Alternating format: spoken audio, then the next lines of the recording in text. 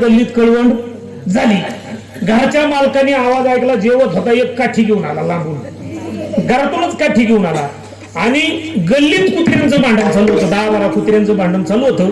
आता मला तुम्ही उत्तर द्या, काठी घेऊन आलेला मालक कोणत्या कुत्र्याला पहिल्यांदा मारेल? ज्या कुत्र्याच्या गळ्यात पट्टा आहे त्याला मारेल का ज्या कुत्र्याच्या गळ्यात पट्टा नाही त्याला? कोणाला मारेल? का मारेल? कारण त्याला माहितीये ज्या अर्थी याच्या गळ्यात पट्टा नाही त्या अर्थी त्याला मालक नाही, त्याला किती रेटवा, त्याच मागही कुणी नाही आणि पुढेही कुणी, आणि ज्याच्या गळ्यात पट्टा आहे त्याला कोणीतरी मालक आहे. आणि त्याला जर आपण मारलं त्याचा मालक भांडायला आल्याशिवाय राहणार नाही. मग असे बरेच कुत्रे त्याच्या गळ्यात पट्टा